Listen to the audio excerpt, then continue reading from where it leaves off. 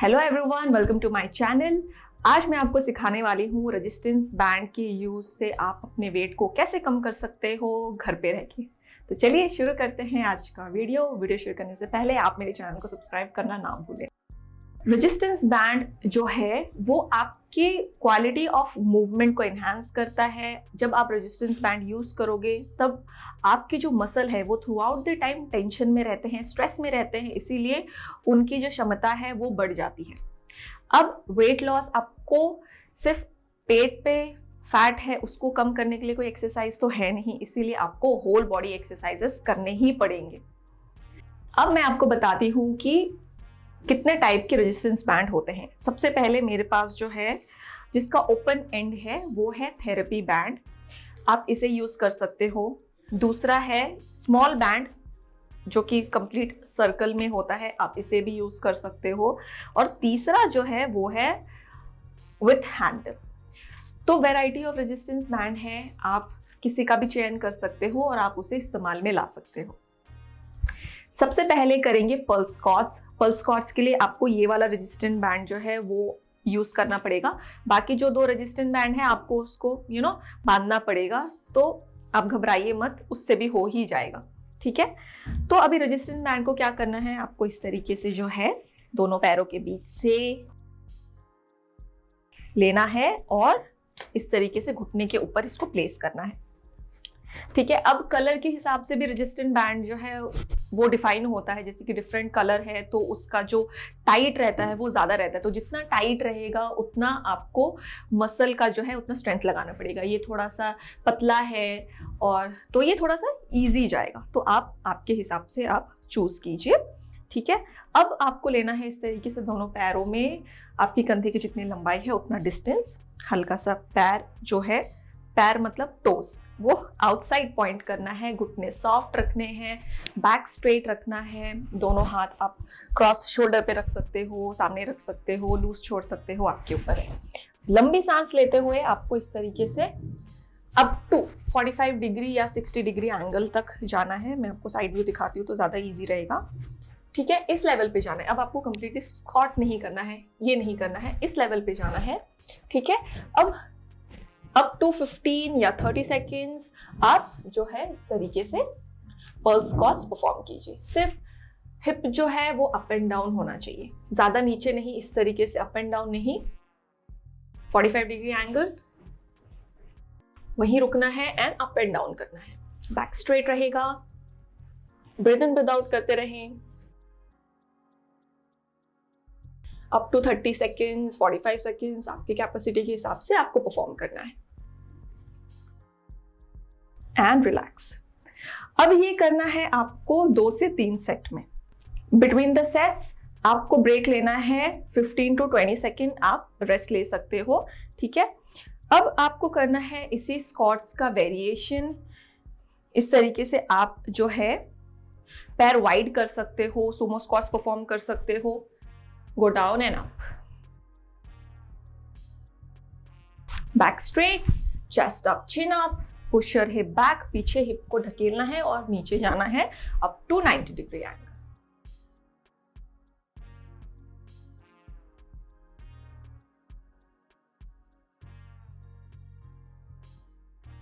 इसमें आप और एक वेरिएशन डाल सकते हो इस तरीके से, squat and jump, squats and jump. आप जैसे जैसे इंटेंसिटी बढ़ाएंगे वैसे वैसे जो है आपका प्रोग्रेशन होगा और आपका जो फैट है वो इजीली लॉस होगा। ठीक है, तो इसीलिए अगर आपको घुटने में पेन है, अगर आप ओबेस हो, ओवरवेट हो, तब आपको जंप नहीं करना है, आपको स्क्वाट करना है, हील रेज अप करना है।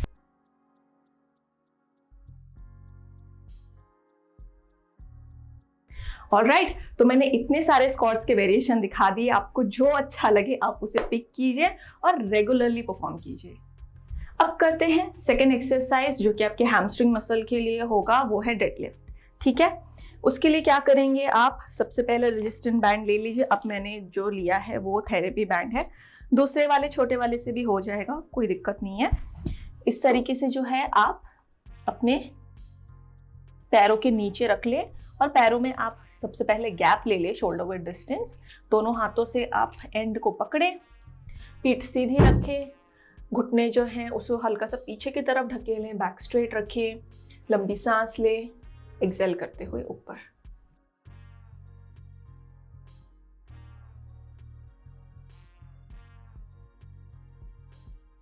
फिफ्टीन रिपीटेशन कीजिए, बैक स्ट्रेट रखिए, बिल्कुल भी आपको ड्रॉप नहीं करना है, हाथों से नहीं खींचना है आपको, इस तरीके से हाथों से नहीं खींचना है आपको, स्ट्रेट रखिए, हैमस्ट्रिंग मसल का स्ट्रेंथ लगाना है आपको, कंप्लीटली अप।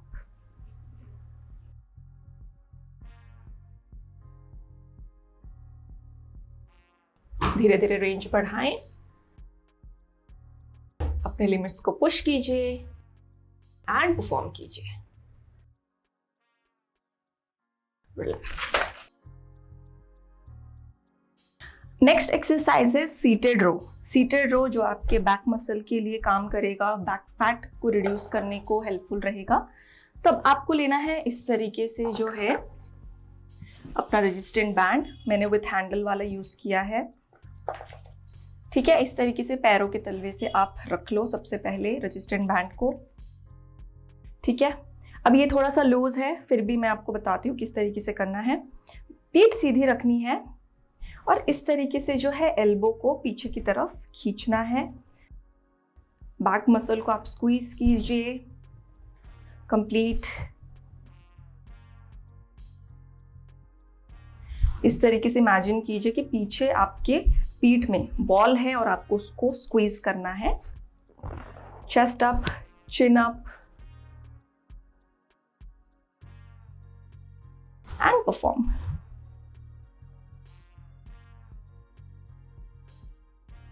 अगर रेजिस्टेंट बैंड लूज है, आप क्या कर सकते हो, इस तरीके से जो है डबल आप उसको गांठ लगा सकते हो, इस तरीके से फिगर ऑफ 8 का। उसके बाद आप, अब टाइट है, अब आपको इस तरीके से करना है परफॉर्म, ठीक है। अब जो है हाथों को इस तरीके से आगे जाके रिलैक्स नहीं करना है, अप टू जहां पर आपका मसल टेंशन में है वहीं परफॉर्म करना है, कंप्लीटली आगे नहीं जाना है, इस तरीके से लूज नहीं करना है, ठीक है। अब मैं आपको दिखाती हूँ कि ये आप दूसरे थेरेपी बैंड से किस तरीके से परफॉर्म कर सकते हो। ये है थेरेपी बैंड, मैंने यहाँ रख लिया। अब इस तरीके से जो है आपको पीछे की तरफ एल्बो को पुल करना है। अब जो है एल्बो को बाहर की तरफ लेके नहीं करना है, बॉडी से सटाते हुए करना है। बॉडी से सटाएं, उसके बाद आप पुल करें एंड रिलैक्स। अब करते हैं exercise number 4, hip thrust in and out. उसके लिए आप कंप्लीटली जो है पीठ के बल लेट जाए और अपना रेजिस्टेंट बैंड जो है वो अपने घुटने के ऊपर लगा लें। किसी भी तरीके का गैप नहीं होना चाहिए, कर्व नहीं होना चाहिए आपके कमर में। अब दोनों पैरों को आप इस तरीके से फोल्ड कर लें, हिल और हिप में होना चाहिए कम से कम 8 to 12 इंचेस का गैप। ज़्यादा क्लोज नहीं रखना है, ज़्यादा वाइड भी नहीं रखना है, ठीक है। दोनों आपके घुटने के बीच में भी गैप होना चाहिए, उसे इस तरीके से सटाए नहीं बिल्कुल भी। अब दोनों हाथों को आपको इस तरीके से कमर के साइड में रखना है, आपको जो पेट अंदर की तरफ खींचना है, ठीक है, पहले से ही अंदर की तरफ खींच के रखना है, सांस नहीं रोकनी है। लंबी सांस लेते हुए इस तरीके से जो है आप हिप को रेस करें, आपके जो बटक्स है उसे आप स्क्वीज करें, टाइट करें। उसके बाद आपको जो है पैर का इन एंड आउट परफॉर्म करना है, वापस अपने ओरिजिनल पोजीशन में, again up, in and out, down. अब जब आप विथ मूवमेंट करोगे, ठीक है, रिपीटेशन करोगे, तो आपको हिप कंप्लीटली नीचे रखने की ज़रूरत नहीं है, आपको यहीं से बिना नीचे रेस्ट किए आपको परफॉर्म करना है। अब इंटेंसिटी आप कैसे बढ़ा सकते हो, अब मैंने 1 in and out, 2 in and out, intensity कैसे बढ़ानी है, आप ज़्यादा इन एंड आउट कर सकते हो, वापस ओरिजिनल पोजीशन, ठीक है। आप हमेशा लिमिट्स को पुश करने का सोचिए, प्रोग्रेस करने का सोचिए, ठीक है, तभी आपको बेटर रिजल्ट मिलेंगे। And down.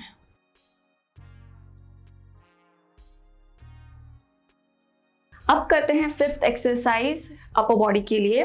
उसके लिए आप जो है रेजिस्टेंट बैंड को अपने आर्म्स में इस तरीके से लगा ले। सबसे पहले स्ट्रेट रखिए अपना हैंड, ये आप खड़े खड़े भी परफॉर्म कर सकते हो, ठीक है।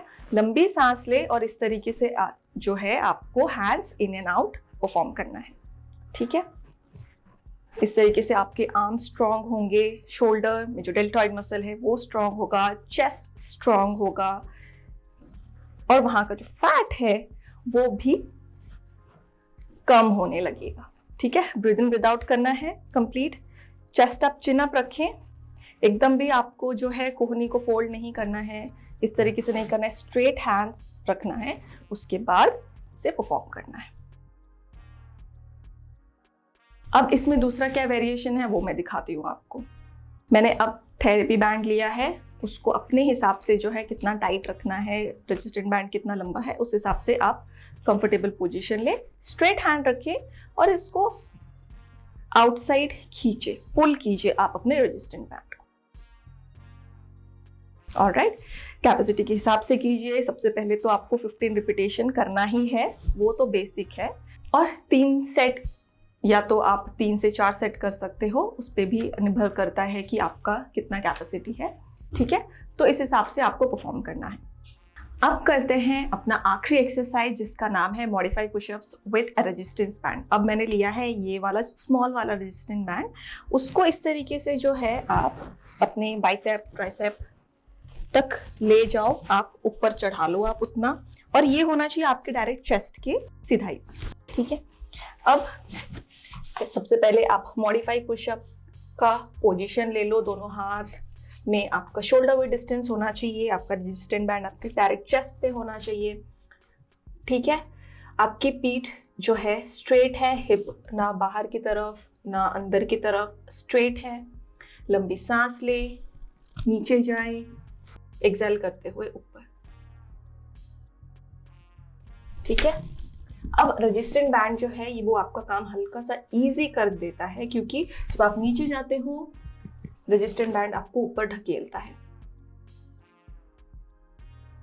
जब ये होता है तब आपका मूवमेंट थोड़ा सा फास्ट हो जाता है और आपके रिपीटेशंस जो है वो बढ़ जाते हैं, एंड कंप्लीट आपका रेंज भी जो है वो भी बढ़ने लगता है। अब इसमें होने वाली गलती जो है वो ये है कि आपको हिप को इस तरीके से ऊपर रखते हुए नहीं करना है, इस तरीके से परफॉर्म नहीं करना है, इसमें भी आपका चेस्ट नीचे जाता है, बट ये कंप्लीटली गलत है, इसलिए आपको ये परफॉर्म नहीं करना है। पोस्चर इंपॉर्टेंट है, तो हिप को आपको ना पीछे ढकेलना है और ना ही इस तरीके से आगे, इस तरीके से भी परफॉर्म नहीं करना है, ठीक है। ये 2 चीज आप ध्यान में रखो। अब जो है आप स्टैंडर्ड पुशअप कर सकते हो। अब मॉडिफाई के बाद ये पोजीशन ले ले, सबसे पहले हाथ और पैर में शोल्डर विद डिस्टेंस। अब आपको कंप्लीट जो है प्रोग्रेस करते हुए स्टैंडर्ड पुशअप की तरफ जाना है, ठीक है। अब जब आप मॉडिफाई पुशअप्स भी जब कर रहे हो तो ध्यान रहे कि हिप आप ऊपर ना लें। सबसे पहले तो आपको ये देखना है कि आपका कंधा और आपका हाथ एक लाइन में है या नहीं। सबसे पहले पोस्चर देखें, अगर ऐसा है इस तरीके से परफॉर्म करेंगे तो नहीं होगा, आगे रखिए, उसके बाद ही आप जो है स्टार्ट कीजिए पुशअप। ब्रीथ इन ब्रीथ आउट 15 रिपीटेशन होने के बाद आप ले ब्रेक। सो गाइस, इन एक्सरसाइजेस को आप रेगुलरली परफॉर्म करो, आज नहीं तो कल आपको रिजल्ट मिलेगा ही मिलेगा अगर आप इन वर्कआउट के साथ रहते हो consistent with proper diet and proper rest. अगर आपको इन एक्टिविटीज़ को करते समय कोई भी प्रॉब्लम आई हो तो आप मुझे कमेंट सेक्शन में ज़रूर बताएं।